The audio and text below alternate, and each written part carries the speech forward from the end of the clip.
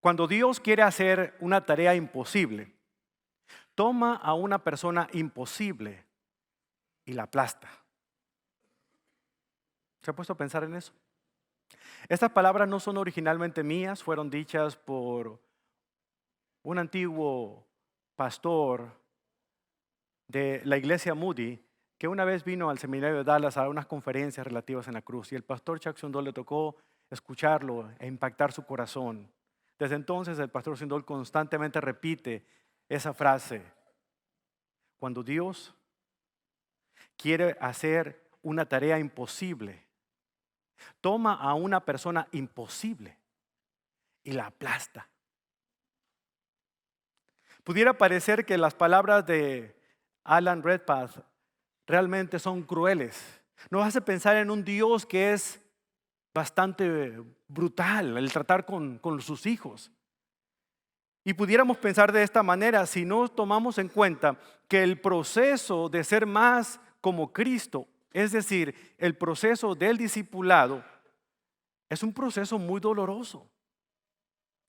Si usted alguna vez le han dicho que por haber confiado en Jesucristo como el Señor de su vida, sus problemas se acabarán, déjeme decirle que le mintieron.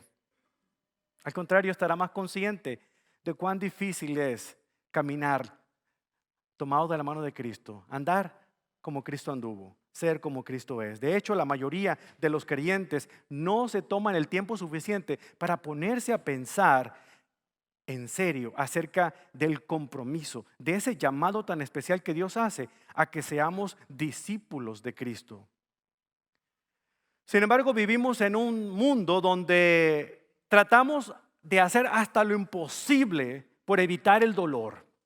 En cuanto me duele la cabeza, inmediatamente busco algún analgésico para que se me quite el dolor. No queremos lidiar con el dolor físico, mucho menos queremos lidiar con el dolor emocional. Muchas personas recurren al uso de drogas, al uso del alcohol, la promiscuidad, medicamentos, con tal de evitar el sufrimiento, porque a nadie le gusta sufrir. ¿A usted le gusta sufrir? A mí no. Nuestra sociedad prefiere las cosas fáciles, las cosas que de alguna u otra manera puedan acabar a corto plazo. No quiere nada que ver con las cosas que son a largo plazo, aquellas cosas plausibles, aquellas cosas que de verdad valen la pena y nos transforman.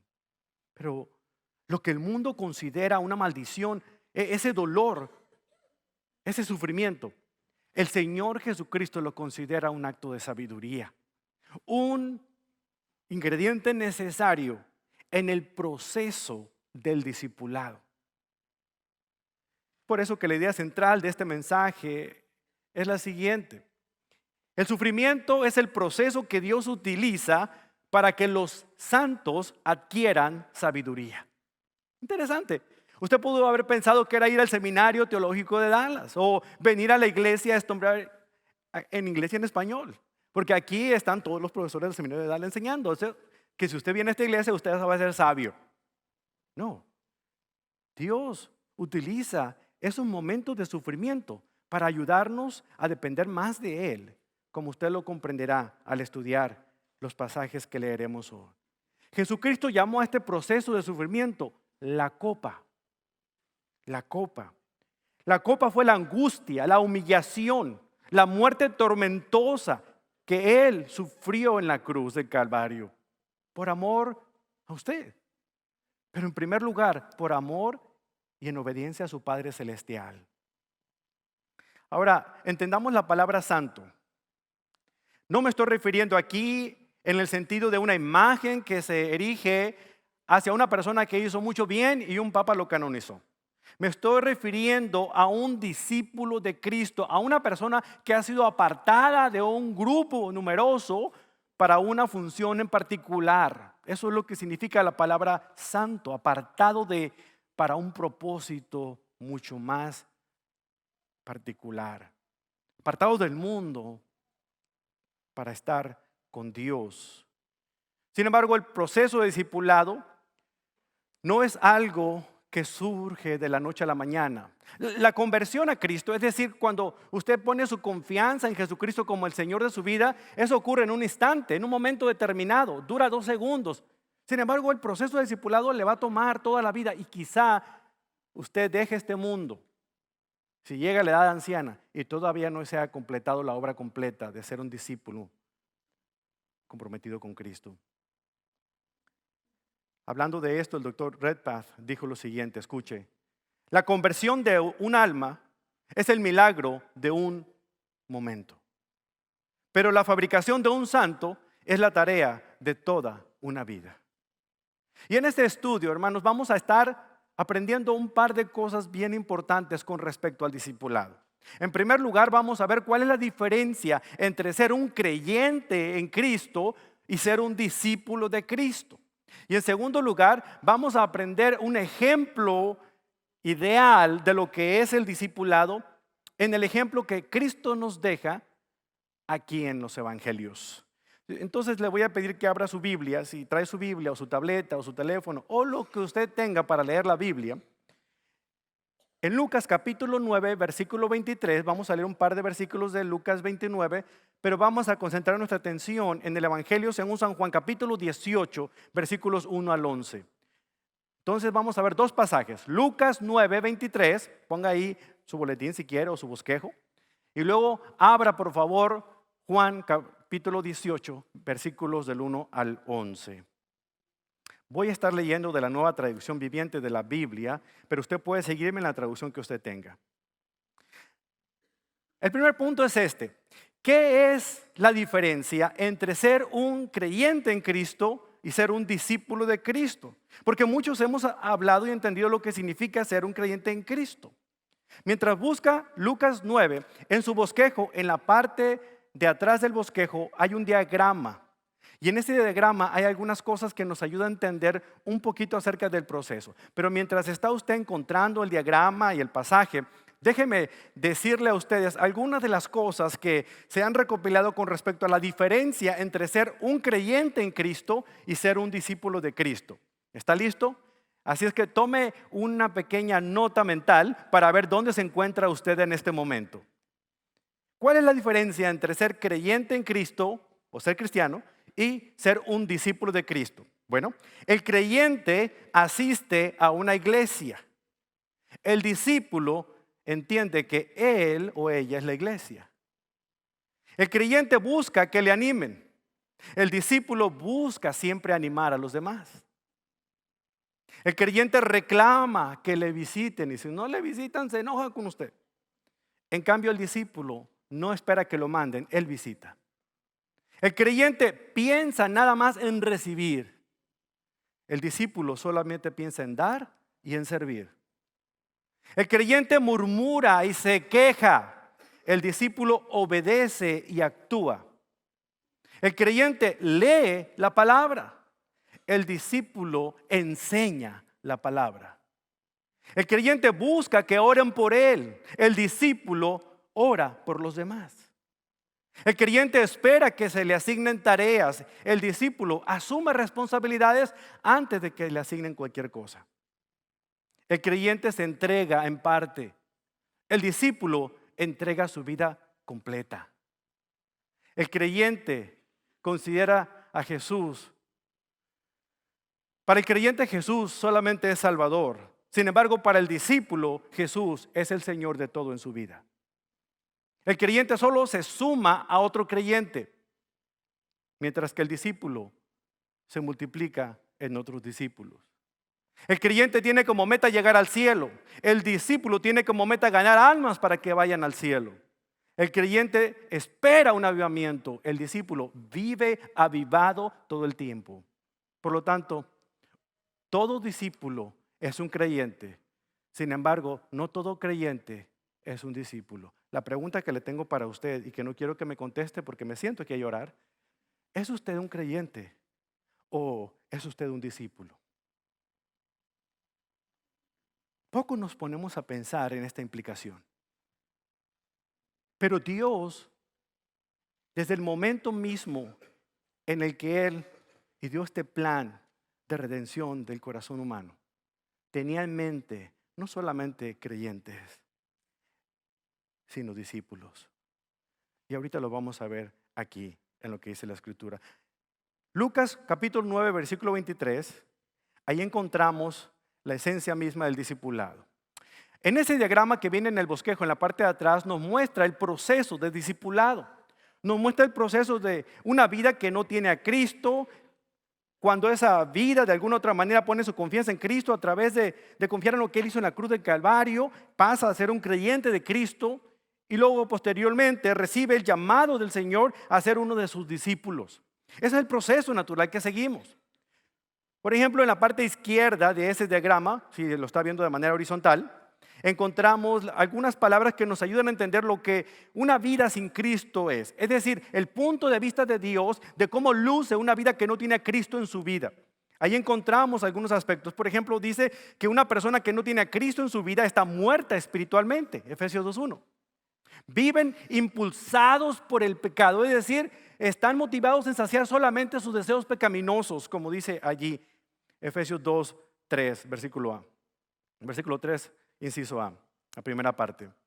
Luego vemos que están siguiendo la corriente de este mundo. En el mismo pasaje de Efesios encontramos eso, pero en el capítulo 2, versículo 2. Son influenciados por Satanás, Efesios 2:2, y esto lo hace a ese creyente objeto de la ira de Dios, Romanos 5:1. Todo esto describe a una persona que por su condición pecadora, por su condición buscando siempre satisfacer sus deseos pecaminosos, describe una persona que es enemiga de Dios, de acuerdo a lo que leemos en Romanos 5:1. Todo esto describe a una persona que no tiene a Cristo en su vida. Y muchos de nosotros estuvimos en algún tiempo en la vida en esta etapa, antes de que nosotros entendiéramos lo que significa la salvación, cuando nosotros pusimos nuestra fe y confianza en Jesucristo como el Salvador. Eso nos hizo pasar de personas incrédulas a ser creyentes en Cristo. Y si se da cuenta, después en el grupo de palabras, en esos 6 puntos que vemos después de la cruz, en ese diagrama, encontramos que por gracia, a través de la fe en Cristo, nosotros venimos a confiar en Él por lo que hizo en la cruz del Calvario. Y ahí Dios demostró el gran amor que nos tiene al enviar a su Hijo Jesucristo a morir por los pecadores, aquellos que estaban en una condición completamente perdida, como dice Romanos 5:8. De modo que por medio de la cruz de Cristo llegamos a ser creyentes en Él. Y esto se conoce como el proceso de conversión. Ocurre en un momento en la vida. No ocurre cada domingo que el pastor invita a la gente a orar aquí al frente. Ocurre un momento, en el momento en que usted ha puesto su confianza en Jesucristo, es una vez y es definitiva. ¿Y qué es lo que pasa? Aquellas personas que antes de alguna otra manera estaban muertas por sus delitos y pecados, ahora reciben vida a través de Cristo Jesús. Ya no practican el pecado y antes lo que hacían era satisfacer los deseos pecaminosos. Ahora, le pregunto una cosa, ¿los cristianos no cometen pecado? Claro que sí, y aquí tiene usted al frente al príncipe de los pecadores. Todos cometemos pecados, pero la palabra clave aquí es practicar. Miren, vamos a suponer que yo, por ejemplo, a mí me gusta el béisbol y yo de niño jugaba béisbol, aunque usted no lo crea. Yo era parte de un equipo de niños que jugaban béisbol. Practicaba el béisbol. Tenía mi uniforme deportivo, íbamos cada fin de semana y jugábamos los campeonatos. Pero había que practicar para poder cometer menos errores y meter más carreras. Hoy en día yo le puedo decir que yo juego béisbol, agarro un bat y me tiran una pelota y la bateo. Pero no lo practico como antes. Juego, pero no lo practico como antes. Porque no tengo un uniforme, no estoy en un equipo. ¿Ve usted la diferencia? Un creyente cae en pecado, absolutamente. Claro que sí. Accidentalmente a veces cedemos ante la tentación y caemos. Pero qué gran diferencia es con aquellos que practican el pecado, que es realmente lo que aquí está incluyendo esa palabra. Aquellos que practican el pecado, de verdad vamos a ponerlo en tela de duda si realmente son creyentes o no. Porque un verdadero creyente de Cristo no practica el pecado, de acuerdo a lo que leemos aquí en esta parte. Y luego, aparte de no practicar el pecado, como dice 1 Juan 5:18, dice que hemos sido librados de las tinieblas, Colosenses 1:13. Y ahora estamos protegidos por Dios. Antes vivíamos bajo merced del que gobernaba este mundo, que es Satanás, pero ahora somos protegidos por Dios y el diablo no puede tocarnos, dice Efesios. Y también 1 Pedro 1:5. Por lo tanto, tenemos paz con Dios, Romanos 5:1. Y como consecuencia ahora, antes de ser enemigos de Dios, ahora somos amigos de Dios, Juan 15:15. ¿Se da cuenta? El proceso de transformación que ocurre de la conversión de una persona incrédula en una persona creyente es maravilloso. Y ahí es donde la mayoría de ustedes que me están escuchando en este momento se encuentra. Pertenecen a ese gran círculo de creyentes en Cristo. Han sido rescatados de la garra del infierno, han sido colocados en la familia de Dios y ahí se encuentran ustedes. Pero eso no es el discipulado. Es el primer paso del discipulado. Aquí es donde el Señor viene con un llamado muy particular a un círculo mucho más cerrado, más pequeño, más íntimo. La mayoría de nosotros está ahí. Y si usted no está en este círculo, al finalizar este mensaje, de verdad venga, acérquese, porque queremos que usted pertenezca al círculo de los creyentes. Es la razón por la que estamos aquí. Y vamos a orar al final y con usted y por usted, y queremos que usted comprenda lo que significa la salvación y la repercusión eterna de poder comprender lo que significa haber confiado en Cristo Jesús.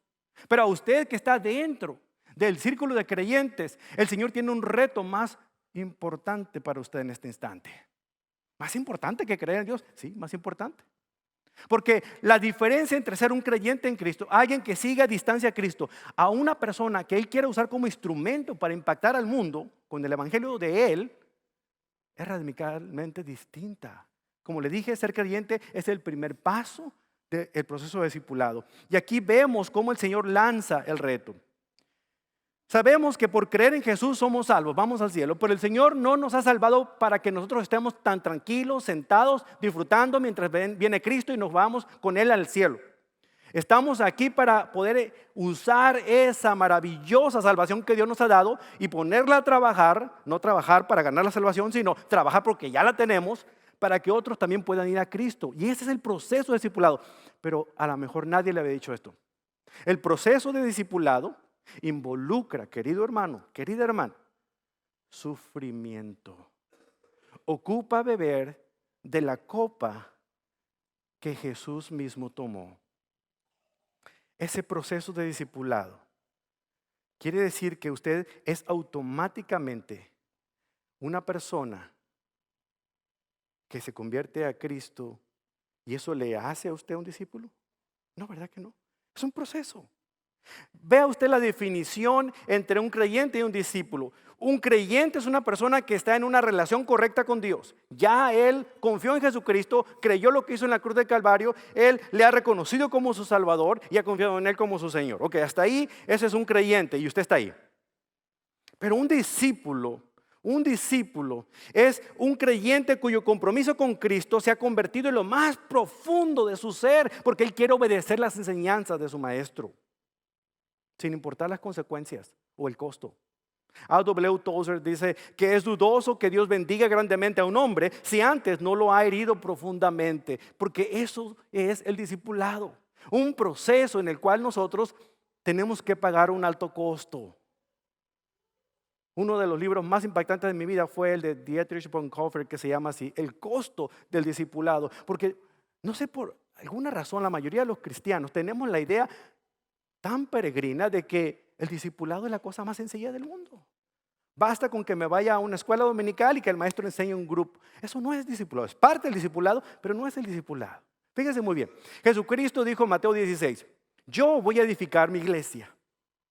Y en Mateo 28 le dice a sus discípulos, ustedes vayan y hagan discípulos, enseñándoles a obedecer todas las cosas y bautizándoles en nombre del Padre, del Hijo y del Espíritu Santo. En los últimos cientos de años, la iglesia se está construyendo a sí misma. O sea, nosotros estamos construyendo la iglesia. Nos preocupan los números, nos preocupa quién vino y quién no vino. Una de las razones por las que comenzamos con este servicio es para decirles a aquellos que siempre llegan tarde que no se las pueden esperar todo el tiempo. De que vamos a cambiar el programa. No, no es cierto, no es por eso. Bueno, un poquito. Es simple y sencillamente, hermanos, entender el aspecto fundamental de lo que significa para nosotros el proceso que nosotros vamos a seguir, que vamos a llevar. El Señor nos manda a nosotros a ser discípulos, pero nosotros estamos preocupados por llenar las bancas, por llenar las sillas, por llenar los números, porque vaya más ingresos, y eso nos preocupa, porque creemos de alguna manera que si la iglesia no crece, que si el ingreso en diezmos y ofrendas no aumenta, entonces algo está pasando con la iglesia y hay que despedir al pastor y traer a otro porque no está funcionando la cosa. A Dios no le impresionan los números. Dios es el que produce los números. Lo que usted y yo tenemos que hacer es estar involucrados en el acto de hacer discípulos. Ahí está la clave. Pero aquí es donde la puerca torció el rabo. ¿Quién está haciendo discípulos? Cuando lo único que estoy haciendo es conformarme con un cursito, terminó el semestre, me voy a otro cursito, otro semestre, otro cursito. Oh, ya me cansaron los cursitos, me voy al seminario de Dallas. Y allá agarro otros cursotes. Y pago un dineral. Para agarrar un papel, ¿y para qué me sirve? Si no hago discípulos. ¿Ve usted la diferencia? No se trata de ganar convertidos, se trata de hacer discípulos. Es lo que el Señor está diciéndoles aquí a ellos. Entonces, ¿qué significa eso? Que nosotros tenemos que llegar a una parte más profunda en esa relación con Cristo. Lucas 9:23 dice, si alguno de ustedes quiere ser mi discípulo, tiene que abandonar su manera egoísta de vivir, tomar su cruz cada día. ¿Y qué dice? Seguirme. Recuerda que la semana pasada yo le dije que era importante leer el texto dentro del contexto. Porque cuando usted saca el texto fuera de contexto, lo usa como pretexto para justificar el texto.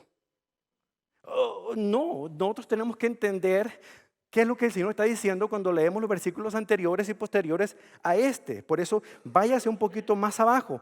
Jesucristo estaba con un grupo más cercano de él. Estaban ahí algunos hombres con los que él había dedicado varios meses de andar junto con ellos, de invitarlos a ir con él en esta jornada de enseñanza acerca del reino. Les enseñaba, los animaba a aprender más acerca del Padre, pero comenzó a hablarles un poquito más profundo con respecto a las cosas que habían de ocurrir.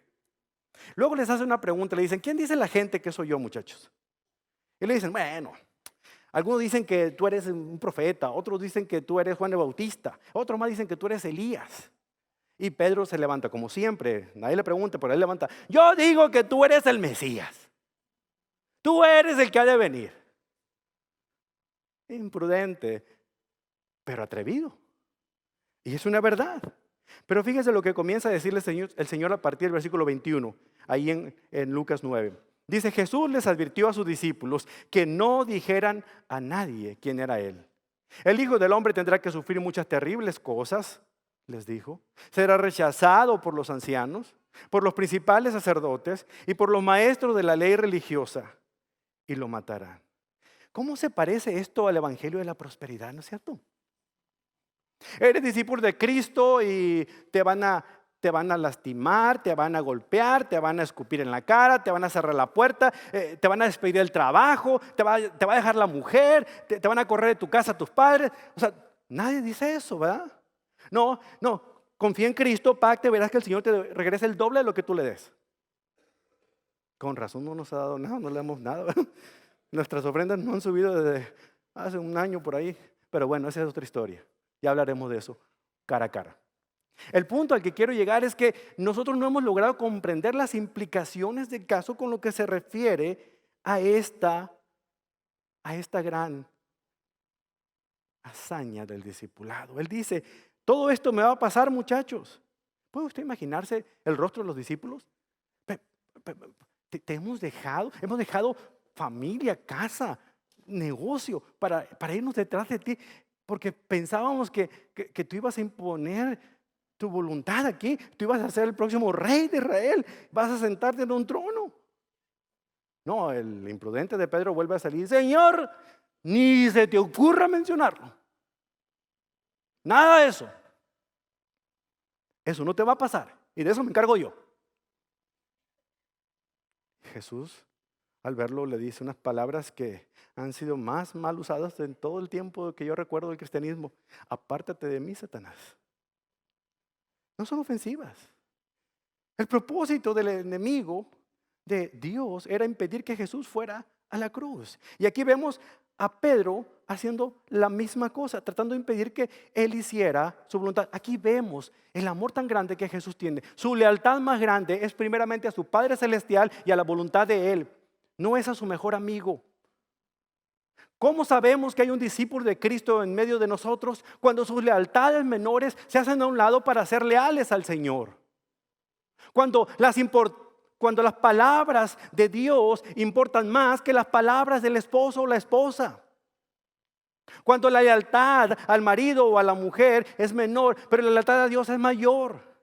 Cuando procuramos agradar primeramente a Dios en lugar de agradar lo que nuestros padres nos digan. Tenemos que ser radicales a la hora de ser discípulos de Cristo. Y hay muchos de ustedes que son más leales a sus hijos. Pasa cualquier cosa, ustedes faltan a una reunión, a un compromiso que tienen porque tienen que pasarse tiempo haciéndole la tarea al hijo o a la hija. Y no hay problema, usted se puede quedar, es su primer ministerio, pero usted bien puede medir. O sea, nuestras lealtades están siendo magulladas por cosas tan pequeñas hacia otras cosas y a veces no comprendemos que nuestra lealtad mayor es hacia el Señor. Volviendo al tema, el Hijo del Hombre debe pasar por todas estas cosas. Pero la buena noticia la dice en el versículo 22. Fíjese lo que dice. Pero al tercer día, después de que lo maten, resucitará. ¡Aleluya! Esas son las buenas noticias que nosotros celebramos el domingo de Pascua. Es por eso que nos congregamos en este lugar para decirle al mundo que Cristo ha resucitado de verdad. Entonces, que Jesús hace un llamado a sus discípulos, demanda de ellos cierta respuesta. Al menos tres cosas, ahí en el versículo 23. Primero que nada deben negarse a sí mismos. Si alguno de ustedes quiere ser mi discípulo, tiene que abandonar su manera egoísta de vivir. Usted ha pasado más tiempo satisfaciéndose a su propio cuerpo, carne y pensamiento y decisiones en lugar de satisfacer los deseos de su Padre. Jesús dice, no, las cosas son al revés. Ustedes tienen que seguirme, ustedes tienen que ser mis discípulos, tienen que negarse. ¿Qué significa negarse? Decir no a nuestros deseos egoístas y sí a lo que Cristo exige. En otras palabras, los discípulos deben destronarse a ellos mismos del trono de su corazón y poner a Cristo nuevamente en el trono para que Él sea el centro de nuestra vida. La segunda cosa que hay que hacer es, debe tomar su cruz. Y me encanta que lo dice, cada día, no nada más cada domingo de resurrección. Tomar su cruz cada día. La vez anterior hablamos acerca del símbolo de la cruz, que es un símbolo de muerte, ¿se acuerda? Hablábamos que ese instrumento de tortura tan brutal y tan repugnante que aún los romanos no querían pronunciar ni el nombre de la cruz. Decían madero, decían árbol, decían cualquier otra cosa. Pero era tan asqueroso, tan brutal, tan morboso hablar de la cruz que no hablaban de ella. ¿Consideraría usted colgarse al cuello una réplica en oro de la silla eléctrica? O quizá de una jeringa que es la inyección letal. ¿La traería colgada al cuello con orgullo? Soy cristiano. No, ¿verdad? Sería absurdo. En cierta manera es lo que hacemos cuando traemos la cruz. Ahora, nosotros no estamos llegando al lado legalista de decir, nada, la cruz, no, la tenemos, la ponemos, porque tiene que recordarnos el precio tan alto que se pagó por usted y por mí. Pero eso es lo que la cruz significaba en aquel tiempo. Hoy en día la cruz es el mensaje que debemos anunciar, porque la cruz para usted y para mí como discípulos de Cristo significa negación de uno mismo, significa morir a yo para que Cristo viva en mí. Significa que yo ya no importo en esto del discipulado, sino que realmente el que importa es el Señor a quien debo complacer y yo únicamente tengo que hacer lo que el dueño de mi vida manda. Antes lo hacía y era el diablo, conté más ahora si soy discípulo de Cristo. Jim Elliot lo demostró de una manera increíble. Él fue uno de los misioneros que murió en manos de los indígenas aucas, que en su ignorancia no entendían que lo que traían ellos eran buenas noticias y confundidos creyeron que venían a destruir su aldea. Pero él dijo algo antes de irse al campo misionero, algo que realmente ha llamado mi atención desde que las escuché por primera vez. Dijo, no es tonto aquel que entrega lo que no puede retener para ganar lo que no podrá perder. No es tonto aquel que entrega lo que no puede retener, o sea, su vida, para ganar lo que no podrá perder, que es su salvación. Entonces, nosotros tenemos que negarnos a nosotros mismos, tenemos que seguir cargando esa cruz todos los días y debemos seguir a Cristo donde quiera que Él nos guíe. Los discípulos obedecen sin importar la orden que Jesús le dé. Es por eso que algunos se van hasta el otro lado del mundo. Pero usted no tiene que irse a China, ni tiene que irse a Sudamérica. Usted puede cruzar la calle, literalmente aquí, enfrente de la iglesia, ahí hay un campo misionero. No importa donde usted lo haga, lo importante es que usted cumpla con el llamado al discipulado. Juan R. Stott lo dijo de esta manera: Jesús no dio ningún estímulo a los aspirantes y reflexivos para el discipulado. Miles de hombres y mujeres cada año todavía se comprometen a seguir a Cristo sin detenerse nunca a reflexionar sobre el costo de esta empresa. Se han permitido involucrarse lo suficiente como para lucir respetables, pero no lo suficiente como para sentirse incómodos. Soy cristiano mientras no me saquen de mi casa el resto de la semana. Soy cristiano mientras no vaya más allá de 2 horas del domingo. Soy cristiano mientras no involucre comprometerme económicamente. Soy cristiano mientras no... O sea, en el momento en que empieza a incomodarnos, entonces ya dejamos las cosas para otros que tengan más tiempo. El pastor para eso le pagan. Pasar de ser creyente conformista a ser un cristiano comprometido, a ser un discípulo comprometido de Cristo, esa es la tarea que el Señor Jesucristo estaba haciendo para este grupo de seguidores. Porque hay una diferencia muy grande entre ser un seguidor a distancia a ser un discípulo comprometido. Ahora la pregunta, nuevamente, ¿es usted un cristiano o es usted realmente un discípulo? El ejemplo ideal de Jesucristo lo demostró ahí en Juan capítulo 18. En Juan 18 Él no solamente lo dijo, Él lo vivió. Y yo creo que hay 4 cosas que podemos aprender de esa porción del Evangelio de Juan que van a ser muy importantes para nosotros como seguidores de Cristo, como creyentes en Cristo, que estamos dispuestos a hacer a un lado nuestras preferencias personales para aceptar las preferencias de Cristo en nuestra vida. Vaya conmigo a Juan capítulo 18, por favor, para que veamos ese ejemplo ideal del discipulado. Ya vimos ahorita lo que significa ser discípulo versus lo que significa ser creyente. Ahora veamos el ejemplo ideal de discipulado. Una cosa bien importante es que usted comprenda que de todas las perspectivas falsas que ha habido acerca de la muerte de Cristo, Jesucristo no fue alguien que fue asesinado. No crean, como lo hicieron ver algunas películas, que los judíos asesinaron a Jesús. En cierta manera, los pecados nuestros lo llevaron a la cruz, pero realmente la muerte de Cristo fue una ofrenda. Él voluntariamente se ofreció. Él dijo en Juan 10:17, yo pongo mi vida para volverla a tomar. Nadie me la quita, sino que yo de mí mismo lo hago. Tengo poder para ponerla y tengo poder para volverla a tomar. ¿Se dan cuenta? Él voluntariamente tomó carne humana, la forma de carne humana, dejó a un lado la prerrogativa de ser Dios. No se despojó de ser Dios, simplemente se vació a sí mismo, dejó a un lado todos los privilegios de ser Dios y tomó sobre su propio cuerpo todo lo que tenía que ver las limitaciones humanas y vivió de acuerdo a esas limitaciones sin dejar de ser Dios. Y lo hizo por amor, para poder sufrir lo que nosotros sufrimos, pero para poder también mostrarnos, sin haber cometido un pecado, el camino que podemos nosotros seguir para reconciliarnos con Dios. Jesús, como Dios encarnado, siempre estuvo en control absoluto de todo. Y la prueba de este ejemplo, en esta historia que vamos a leer a continuación, es que Jesús tenía pleno control de lo que iba a ocurrirle en este instante, en el momento en el que iba a ser traicionado, en el momento en el que iba a ser entregado, antes de su muerte en la cruz. El apóstol Juan nos lo dice de una manera tan especial. Aquí relata el arresto de Cristo y presenta 4 características preeminentes que demuestran la majestuosidad y la gloria de Jesucristo como el Hijo de Dios. Nos habla de su valentía, de su poder, de su amor y de su obediencia suprema. Valentía, poder, amor y obediencia. Fíjense lo que dice ahí. Al hablar de la valentía suprema vemos los primeros 4 versículos que encontramos ahí. Después de decir estas cosas, ¿qué cosas? ¿Qué cosas estaba diciendo aquí el Señor? ¿Qué cosas estaba refiriéndose a Él?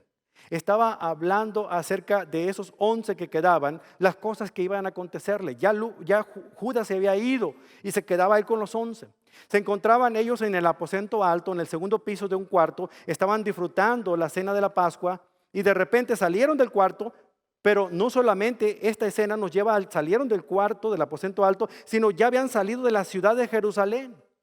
Y es hermoso poder ver con nuestros propios ojos cómo se distribuye la ciudad de Jerusalén y sus alrededores para poder entender que no eran tan lejos las distancias de donde estaba el aposento alto a donde estaba la ciudad de Jerusalén y las afueras.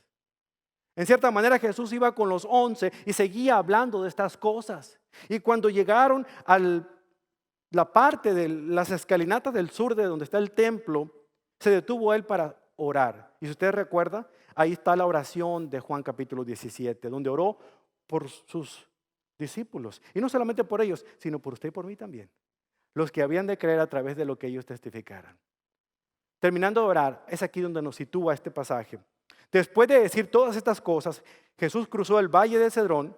Era una especie de cañada, era una especie de río seco que solamente lleva agua en las lluvias de invierno, pero que el resto del año está seco. Y cruzaron ese valle del Cedrón para enfilarse a un lugar conocido como el Monte de los Olivos. Juan nos dice el nombre, nos lo dice Mateo y nos lo dice Lucas, que es Getsemaní. Pero iba rumbo a ese lugar, cercano al cruzar el valle del Cedrón. Y el contexto de Juan 18 nos permite a nosotros entender todo esto. El Señor ya había acostumbrado a ir ahí en otras ocasiones. Lo más seguro es que Judas ya supiera de qué se trataba el huerto de los olivos y ese lugar ahí en Getsemaní y todo lo demás. Ya sabía que Jesús se retiraba a orar, a enseñar de alguna manera. Hay un discurso del Señor que se llama el discurso de los olivos y se realizó precisamente físicamente donde está el huerto de los olivos. Ahí les comenzó a enseñar acerca de las bienaventuranzas y otras cosas más y otros detalles ahí importantes. Entonces cuando vemos todo esto acerca de la enseñanza de Jesús, Judas seguramente ya sabía acerca de ese lugar. Pero el Señor decide ir ahí. Y va ahí y había estado hace unos momentos antes cuando él estaba luchando internamente con respecto a lo que significaba tomarse esa copa del sufrimiento. Pero ahora iba con otro propósito. Iba ahí porque sabía lo que iba a ocurrir con él. Valientemente fue a entregarse a sí mismo a merced de aquellos que lo buscaban. Y ahí encontramos esto. Jesús cruzó el valle del Cedrón y entró al huerto de los olivos. Judas, el traidor, conocía ese lugar porque Jesús solía reunirse allí con sus discípulos. Los principales sacerdotes y los fariseos le habían dado a Judas un grupo de soldados romanos y guardias del templo para que lo acompañaran. Llegaron al huerto de los olivos con antorchas encendidas, linternas y armas. Jesús ya sabía todo lo que iba a suceder. ¿Se da cuenta? Nada de esto toma por sorpresa al Señor. Mostrando su valentía, se queda en ese lugar esperando a que llegaran por él.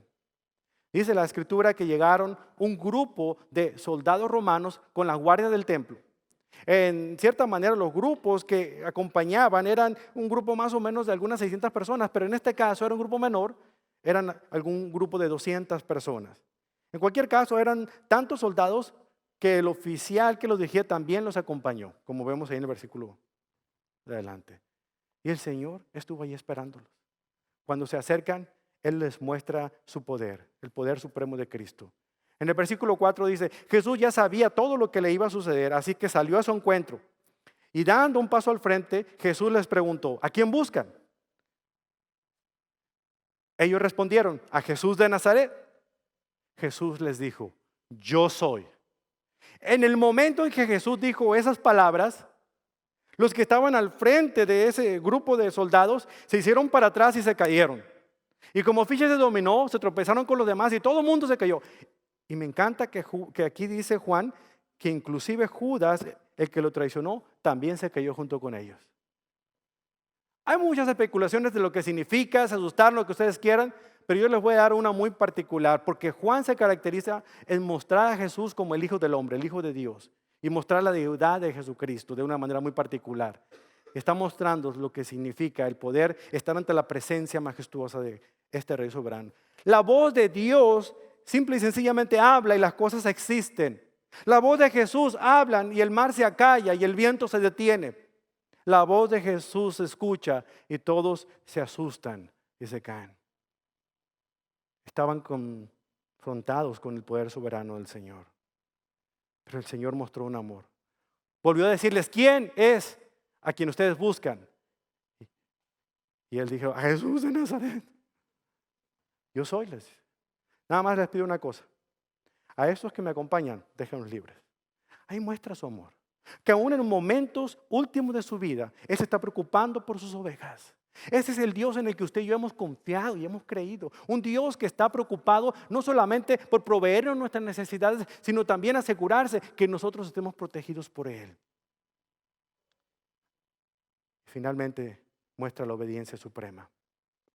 En el versículo 10 dice: entonces Simón Pedro sacó una espada y le cortó la oreja derecha a Malco, un esclavo del sumo sacerdote. Pero había estado ahí una situación muy interesante. Una espada, uno se imagina que era una espada de esas gigantescas. La palabra aquí es muy interesante porque la palabra griega habla de una espadita más o menos como de esta altura. Así es que imagínense, Pedro traía aquí en el cinturón, ¿verdad? Y de repente dice: Señor, ¿actuamos? Y de repente le levanta y ¡pum! A lo mejor otro se agachó, ¿verdad? Y le cortó la oreja, le iba a tirar al cuello, no sé lo que sucedió. Señor, lo de repente, pero Pedro, tranquilo. Las palabras de Jesús son bien importantes aquí en el versículo 11, porque le dice una cosa muy importante a Pedro. Le dice: ¿acaso no voy a obedecer a mi Padre Celestial? ¿Acaso no de tomar de la copa que Él me dio a beber?